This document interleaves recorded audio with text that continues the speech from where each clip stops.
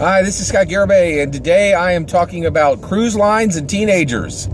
So what I'm talking about today is coming from an absolutely brilliant interview done by Jake from Abandoned. So Jake has a YouTube show called Abandoned, and he did an interview with the ex-CEO of Premier Cruise Lines, which is a cruise line that actually shut down in the late 90s, early 2000s, somewhere in there. The name of this gentleman, this ex-CEO, fascinating guy, his name was Bruce Narenberg. And so what I'm talking about today is Bruce talked about the history of cruises when cruise lines were really getting started in the 70s. So he saw cruises from the 60s all the way up to the middle of the 2000s, right? So he really knows the history of American cruise lines. So you're talking, Premier was one of them, but the Disney Cruise Lines, and there's some other cruise lines in there too, right? So he really talked about this in depth, and it was really fascinating.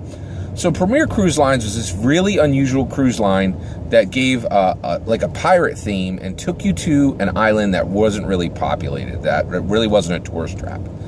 Now, one of the things that Premier innovated with in cruises was dealing with children, okay? So before Premier came out, you bring your kids onto a cruise, and they would serve you filet mignon and maybe some beef Wellington, and that's what your kid got to eat too, right? Because like you wore a dress and you had on your fancy suits and stuff, and there really wasn't a family thing, or there really wasn't a family vibe for these cruises.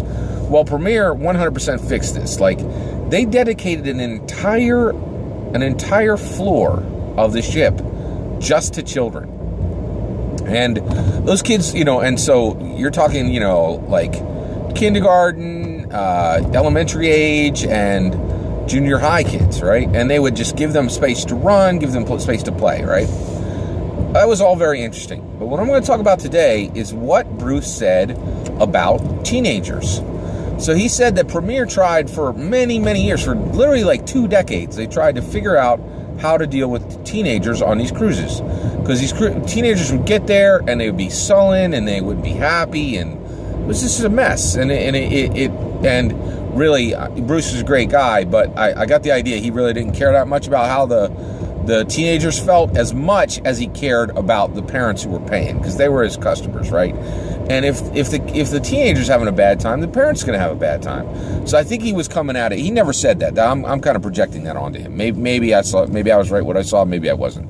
But so I'm not saying he wasn't caring about teenagers. I'm just saying he really cared about his customer. And so to fix in order to fix the teenager issue, he was really trying to fix his customer's issue, which was the parents. So what he said was, they tried for like 20 years to get this right? And they had already nailed it with all the kids, with kindergarten and elementary age and junior high age. They had that on lock. Everybody had a good time. They were serving macaroni and cheese and applesauce, and kids had space to run, and they wanted to spend time with their friends. It was down, like all on lock. But they just couldn't get it right with teenagers. And so what they would do is they would book like these fun teenager events, and none of the teenagers would show, okay? Or they would book these fun teenager events, and then they would figure out some way to actually get the teenagers there, and the teenagers were just like kind of sulky and like didn't really like being there, and gave the crew that was heading the program or the little event they put on for them, gave them flack. It was just a lot of drama, and it didn't work, right? So he said what they finally figured out, and this is very close to when Premier actually shut down, was that you don't program anything for them, right? You just, pretty much, you don't really try to do anything for them. You just give them a space, all right, and a time, okay? So what they did was they would start playing movies, horror movies, at like midnight, and they wouldn't even start the movies until midnight. And it would just say, teen hangout, here's a space just for you guys, and we're going to play these horror movies. And this started at midnight and ran till like 4 in the morning. right? And that was it. That was all they did for him, right? And then the other thing they did was they stayed out of their way, because they found this finally worked. The teenagers were happy, and what they were doing was they were getting together with their friends at about 10 p.m., right? And they would start, just talking and decide if they wanted to go to the movie. Maybe they didn't, right? And then they would either, half the kids would go to the movie together and they'd watch it together. And then the other half would just walk around the ship. That's it, in their little cliques, right? And then they would, walk around between midnight and 4 or even 6 in the morning. And then they would fall asleep at 6 in the morning, and they would sleep until noon. And that's another thing he said. It was never, ever make any event you ever hope that that a teenager would ever even show up to before noon, because they're going to sleep in, right? Which was really, really interesting. I was just fascinated by this, right? So basically, anything where it was like, we're programming this for you teenagers, they didn't want any part of it, right? They just didn't. It was set it up, show up if you want, don't show up if you don't want to. If you guys just want to roam the ship and talk with each other, cool. We will stay out of your way, right? So the less you did for teenagers, the more happy they were. As long as the things you were doing was opt-in, right? And then also it was at the right times, which was like midnight to 6 in the morning, right?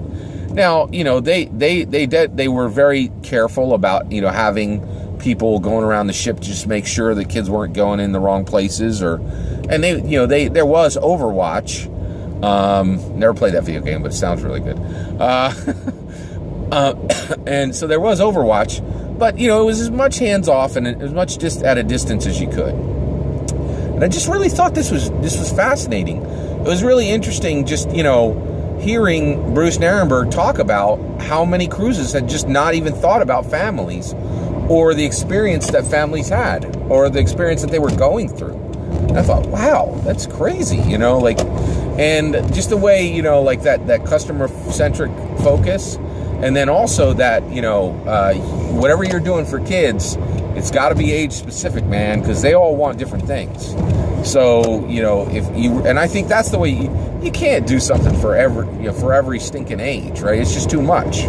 But if you think of them as preschool, elementary, junior high, and high school, that's a fair way, and you have to approach it that way. You have to be doing essentially 4 different things for these groups of kids, which is really high demand and it's tough. But these cruises, they got paid a lot to bring them on. So I just thought it was really an incredibly interesting perspective, and it just kind of taught me a little bit about how teenagers think.